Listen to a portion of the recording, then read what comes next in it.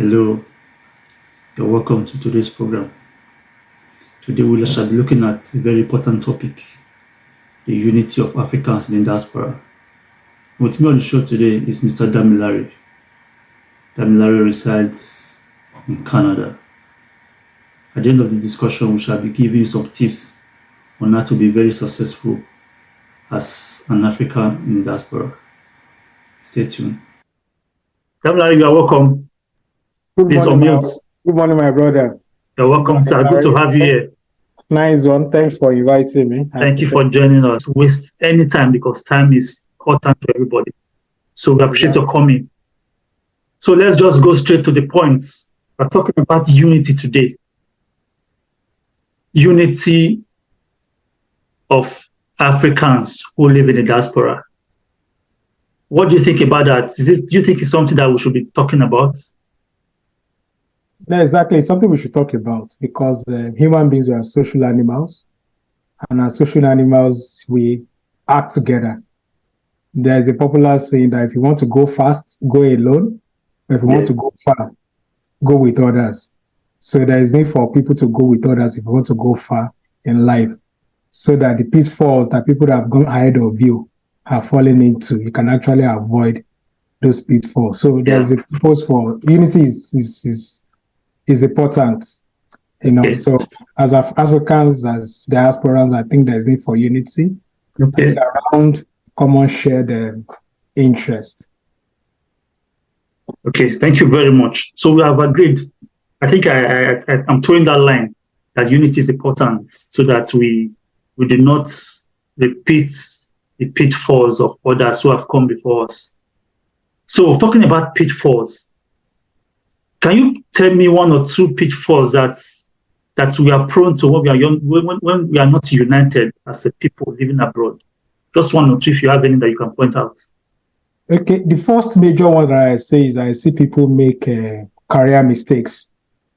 Okay. So, for instance, you see professionals coming in here, and because they get wrong advice, they might undersell themselves, thinking I cannot do beyond this because of the kind of advice they get. Yes. It's something that many people are falling into. Instead of having the right information to actually punch above their capacity, they rather undersell themselves. That's one major pitfall.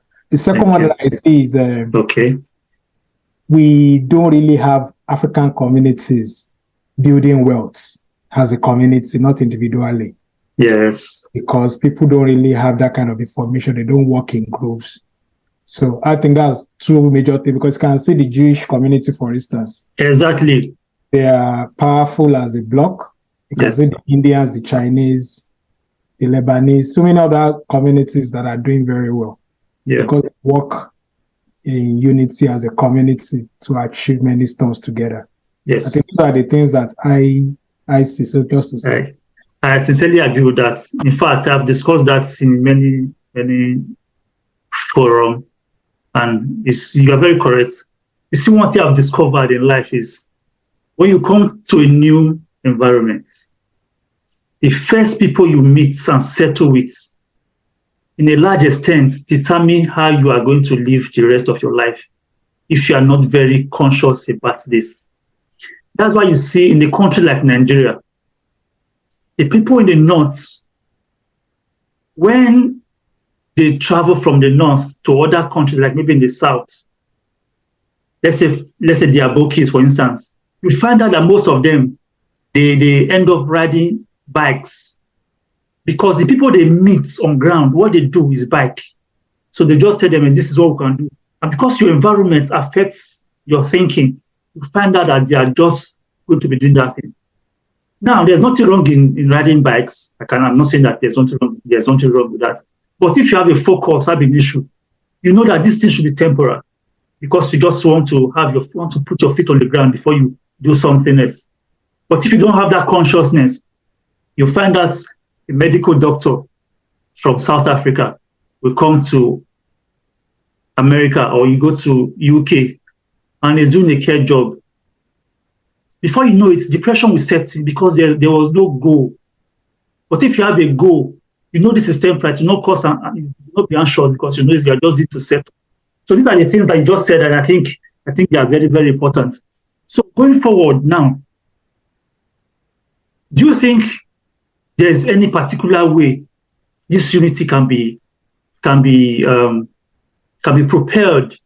Is there anything those of us who are living here now abroad, is there anything you think we can do consciously, intentionally to bring about unity?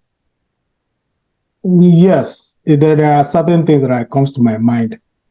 For instance, cultural organizations can actually be a point of building unity. So you can have a Nigerian platform, whatever Swahili platform, whatever platform that you can create around culture. Okay. Creating around culture, it creates a form of identity. Exactly. So we can find a way of doing that. The challenge is that when we do some of those things, we must not bring in the classism that dominates some of those things abroad. People come in and raise shoulder. So we actually should not be in competition. We should be rating. Okay. Times when we do some of those organizations and people just go in there to show that I'm more successful than you are. Yes. People that ordinarily should ask for questions, actually ask questions, will avoid it because complex sets in. So leadership of such organization must be deliberate. Wow. Say we are just Nigerians, we are just South Africans. We are not coming here to show. Yes. One has to be deliberate about building that kind of culture because you can't build unity within the context of what we are talking about when people are competitive. Yes. So we should not compete with ourselves. The sky is big enough to contain all of us, so there is no need for us to compete because it's something that is fundamentally flawed with us. Yes. We just want to be better than the next person instead of being better than ourselves. So cannot build unity under that kind of particular platform. That's number one. Number two is for me, even in our culture, we can also tap into some of the things that I see as positive in our culture. Okay. So people can just look at some of those stuff that are positive in our culture. We like to party together, for instance. Yes. We can use it as a form, as a means of coming together. Yes. So when you come together, you enjoy yourself, make it relaxing enough that people will be able to share their ups and downs with people. Yes. Genuinely provide those kind of solutions to them. That's number one. Number two is skill sets. There are some people that have certain skill sets that can help to build community. If you are in the finance sector, for instance, and you are abroad, one of the major problems is, say if you want to buy a house, how to the down payments. Okay. In the finance sector, you can see, can we look for a creative way of raising those seed funds? Yes. That are beneficial to people. That's what the India do generally. Yes. So we can replicate it where we have those skill set to say, how do we overcome this problem? Okay. And it can, like, what's Isusu that people do? Can we repackage Isusu in such a way that it will become a way of raising the down payments? And if number one buys, the equity from number one's house can become equity for number two can become for number three, and on and on and on. You know, so we have to apply our skill sets, our talents, yes, to actually improve our community. So let me just stop there. Thank you very much. I cannot even add anything to that because these are things that really bothers my mind, and it's part of the reason why we are doing this. But as you raise these things, I don't want to say I'm skeptical, but there are some questions that comes to my mind. Now, let me tell you, for those of us who go to church, I've heard people complain that even in churches, there's this class thing that people begin to wonder, is this church? You know, when it's time to network, to just meet people to say hi, people are looking at what you are wearing, the kind of car you drive. Is this something that came with us? Is it in our DNA? Because I know it's not the same thing with the whites. That is the truth. Let's just call it what it is. It is not the same with the white people. Sometimes you are walking in the mall, you see a fellow black person, he just looks you head to toe. You know, you just know that this person is trying to rate you. And it makes me feel somehow that this is not how people should be. This is not how we should behave. Is it something we can change? Or is something we should just live with or something? I don't know. No, we can change it. How? For me, okay, let me start from this. First, analyzing it correctly. Okay. The challenge we have, for me, for many Africans, because you come from, how do I describe this? Opportunity limited environments where few people have to hustle to get the few opportunities. It changes our mind. It will just become, we have this complex inside that we're always seeking for external validation. And how do you seek for it is by the type of car you buy, the kind of dress you wear, the kind of English you speak. Everything has to speak to something because you are empty inside. Yes. Yes. So you have to prove to somebody that I'm now somebody because you are nobody. So the thing is, how do we speak to people to become somebody? Not in relationship with the material thing they have acquired in life. So the blacks and the whites, they are not fundamentally different. There's nothing in our DNA that is different. Exactly. But we live in many parts of this world, because you can be a carpenter here and still live a good life. Yes. You can do whatever and live a good life. Yes, absolutely. You have to go out and prove to people that I'm living a good life. But in Nigeria, you have to go extra mile to prove that you're a good person. Yeah, that you have made it. And you carry that thing everywhere you go to always validate, to show to people I've actually achieved something in my life. So it's a mindset change. It's to speak to that thing. That it doesn't matter whatever you have acquired in life. Once you show it, it shows that you don't have it. Correct. So how often do you see really, really successful people, even amongst us? Do you know the type of car Dangote drives? You don't. But that's not what will tell you that Dangote is successful. Good. It's successful. So the ability to challenge some of those mindsets. Yes. To say, change this mindset that you have to be in competition with somebody else. Yes. There's really no competition. There's none. I know you are a Christian. So if you look at it from a fatalism concept, well, just look at deaths as your starting point. Yes. Then you now look at all your achievements. You notice they are nothing. Because at deaths, they mean nothing. Nothing. Okay, so if you have that kind of mindset that you are just living your life, you just have to provide like everybody, provide for your family, shelter, food, health, and all that. Basic things that we all desire. And when you achieve something, we'll clap for you.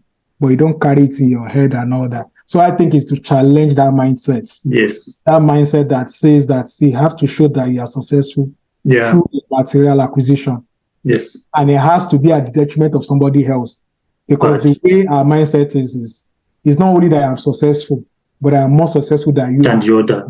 That is so sad. So you have to change that mindset to say, so sad. And I'm sorry, churches reinforce it, mosques reinforce it, our society reinforces it, everywhere is reinforced. Yes. Everybody is proving. So if you check people's Facebook or whatever page, everybody is posting with their new car. That's what they post with.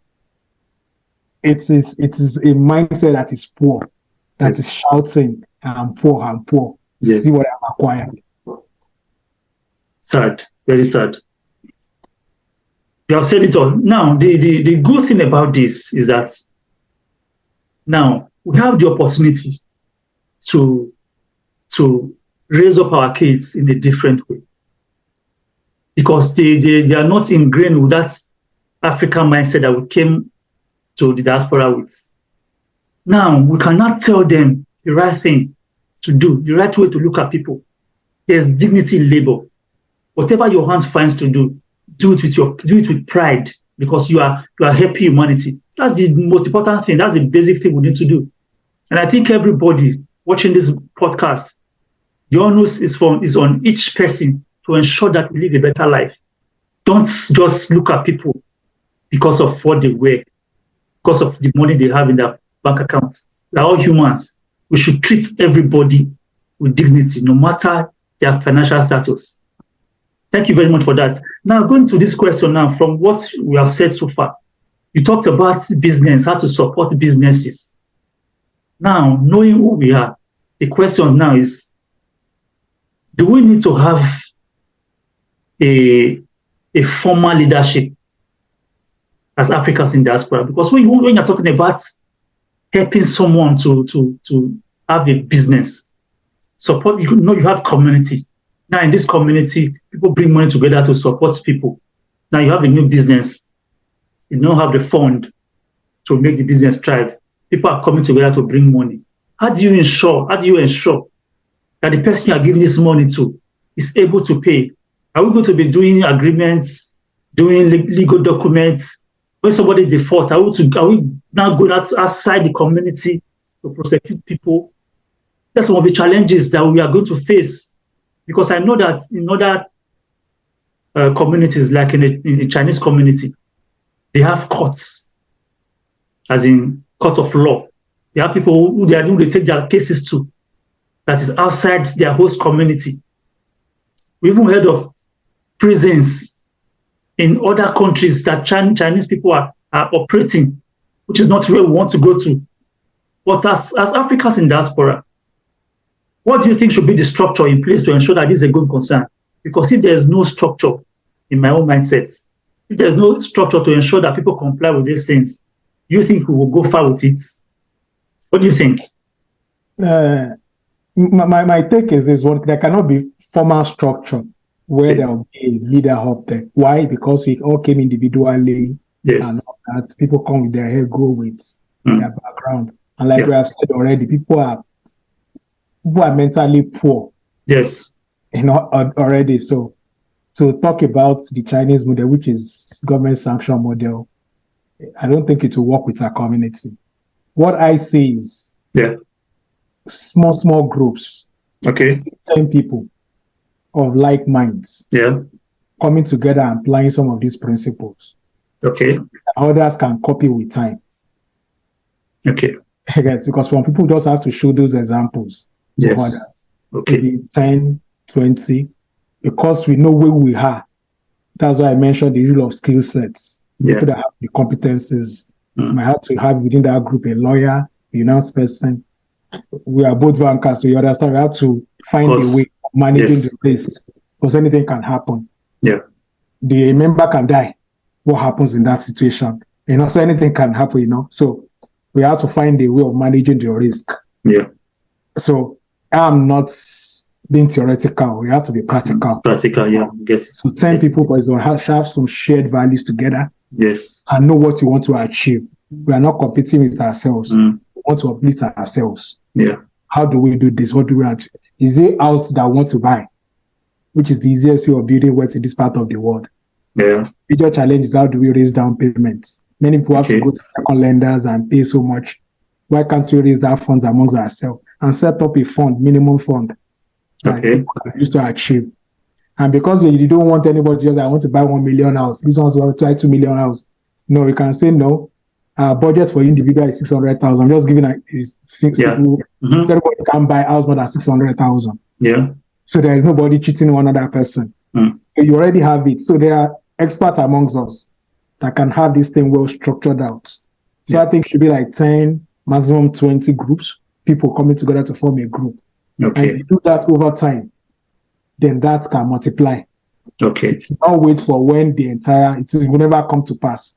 When all of us as a community will unite as one. It will never work. Yes, I understand. I think it's the Christians that say, can two people work together? Except they agree. They agree. So thank you. Thank you very much. I get that point very clearly. Now we are talking about building wealth through mortgage, as in real estate. Here, understand. How do we get the initial fund? How do we get the equity? How do we, and it's more than equity. Also, do we get even the necessary know-how? But there are many things. Maybe you need expert advice. He gets. So can we get lawyers within our community that will not just treat you like a client, but that will treat you like a brother or a sister? Exactly. He gets. Do I need financial advice? How do I get financial advisor that will not just see me as a means of collecting commission? But somebody that I want to help. Do I have challenges? How do I get a doctor that will speak to me as brother? So it's more than. So when I use the investment, I'm just using it in a general form. I get it. So it's not just specific. Get it. Thank you very much. From what you have said so far, I know that our viewers have learned a lot, and personally, I think I've learned a lot from this conversation. If I want to summarize this last point you made concerning coming together, it is the fact that you do not need the entire community to come together as one body before we can make progress. What this means is that people from their different backgrounds, like us who are bankers, we already have a community. People can come together in different communities like that. Ex-bankers, lawyers that work together, or just Lawyers Association of Nigeria or Lawyers Association of Ghana, coming together, advising each other on how to grow their career. Then we'll now look for a place how we can now link each other's different groups, link each other together. Once in a while we can meet. For instance, those of us who are bankers, we can advise those who are into real estate on how where to package their facilities. That is how that coming together is important. But before we can do that, we must first and foremost be united in our own various groups. As a family, you should be united before you can talk about uniting outside. If husband and wife are not doing well, you cannot be talking about uniting with your neighbor. As a church, if you are not united in your church, you cannot be talking about united as a body of Christ. That's the point that I think you have made, and it's very clear to me. Thank you very much. Now, going forward, going back to that unity of a thing, I've seen a lot of Africans who live in the diaspora complain that sometimes they want to say hi to a fellow black man. You know, when you come, for instance, when I came to Canada, the area where we started our journey, where we found a place to rent, for like 3 months, I didn't see any black person. And I didn't like that feeling. I was wondering, maybe we came to the wrong neighborhood. So when I go to the mall, I see black people and I'm so anxious to say hello. But you discover that that person is not really interested. So sometimes you feel embarrassed. What is going on? And I've seen people complain like that. But I just want to hear your view concerning that before I share what I noticed. What do you think? Is it real? Maybe I'm just one thinking in my head that person is ignoring. Have you ever heard anything like that? That black we are ignoring ourselves when we meet abroad or something. What do you think? Yes, we do. It's a common thing, and people do for different reasons. Okay. I always avoid educating over individual choices, because people just have the right to do whatever they want to do. Exactly. You can say, for instance, I don't want to associate with other blacks because they believe other blacks their behavior is somehow. Yeah. I don't want to. So they try to avoid them because I don't want trouble. There's also what we spoke about earlier too. Okay. The of classism too. You just size that person up.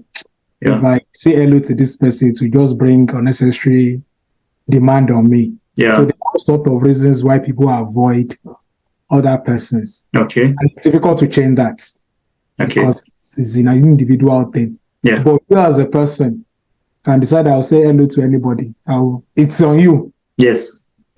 So I can't change whatever the next person would do. But I can change that which I would do. Yeah. So I can decide that irrespective of your class in life or whatever, I will never denigrate another human being. Okay. Because whatever that I have, I'm just privileged to have those things. So that can be your personal philosophy. Okay. Thank you very much. Which everybody can buy into. But you can't change other people's philosophy in a way. Okay. But if you are nice, you attract some nice people over time. There might not be many, but you attract them. Yeah. So if you are nice, over time you attract some nice people because people are watching, maybe because of their past experience.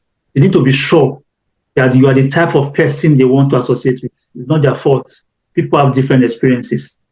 Thank you very much for that point. I really appreciate that. Now, moving forward, before we round up, do you have any advice for new immigrants from Africa? Maybe from your past experience, some likely mistakes that they may make, apart from what we have said so far, in their bid to try to settle down. Do you think, is there any advice you want to just give generally? No, my advice is this, that as you are coming in, try to dream big. Wow. they push you down. Wow. And here, because abroad here is largely certificate oriented, so you must be ready to go back to school and be certified in whatever field you think you want to be in. It's very, very necessary for you to think about that. Then if you're also coming, I always advise people, reach out to people that are in the field, that are in the area that you want to move into. Okay. Just reach out, ask questions. You'll be surprised, people will be ready to share information with you. So don't just comment that you have all the idea you see on internet. Talk to people that are here. Yes. Internet is already filtered. Talk to somebody that is living that experience. And when you are talking to that person, be humble enough to listen. Just keep quiet and listen. Okay. So that's my advice. Thank you very much for that. We have to dream big. Most of the times, our greatest limitation comes from our mindset. I talked about certification. You must be ready to fit in because there's a standard here that you're supposed to meet before you can get that kind of job that you are dreaming for. Now, how about those who do not want to do 9 to 5? Those who want to do business? Is there any particular advice you have for them? Because some people have worked 20 years back home, 9 to 5, and maybe they started a small business when they came. Do you advise them to put everything and make sure the business work, or they should take it 9 to 5 first, then do the business as a side hustle? Or do you have any advice concerning people who do not want to do 9 to 5? No, it's still the same thing too. If you want to do business, you have to talk to Nigerians that are already or Africans that are already doing business. Okay. So that you can have an idea of what is happening. Okay. Like the Africans say, there are many paths to the markets. Exactly. Some people will start with 9 to 5 before moving to business. Other people will start with business and stay there. So there is really no one single formula. Definitely. The formula that is the major formula is that seek for knowledge. Ask questions. Whether you want to be 9 to 5 or you want to be a business person, just seek for knowledge in whatever thing you want to do. Because you just have to know it. Yes. Thank you very much. Viewers, I hope you have heard from the horse's mouth. You need to seek knowledge. In the process of seeking knowledge, you should be quiet and be ready to learn new things. There's no one person that knows everything, and there's no single person that doesn't know anything. That is why it's important to have a community. Be ready to network. Drop your ego. Do the right thing. Go with the right set of people. Choose your friends wisely. Do everything legally. Don't go through the wrong paths. And I'm sure that you are going to get to the top. Like he said, there are different ways to the market. You don't need to follow a particular formula that somebody followed. But it's important that you know that that formula exists. And at the end of it, you can form your own path and get to the top. Mr. Damilare, thank you very much for joining us in the podcast. I hope that you have time for more. And in the next podcast, we want to see that your beautiful face, that your smile, so that we can enjoy ourselves. It's really a pleasure meeting you. Do you have any parting shots for our viewers? Anything you have to say from your mind, anything at all that you want to say to Africans in Diaspora, just feel free to say it as we close. Thank you very much. No, thank you, Larry, for bringing me on. My pleasure, my parting shot, because we are all still in the struggle of life. Yes. So my parting shot is that all of us can, at least let us attempt to do whatever I want to do. Just attempt it. The worst thing that will happen is that you will not succeed. But if you don't attempt it, you will never even have succeed. Thank you very much. Just attempt it. Thank you. Thank you very much. Viewers, this is where we call it a day for this episode for today, talking about unity of Africans in Diaspora. Please join us next time. Follow this channel, subscribe, and put on your notification so that you will not miss any of our videos. To meet again, you deserve greatness. Bye.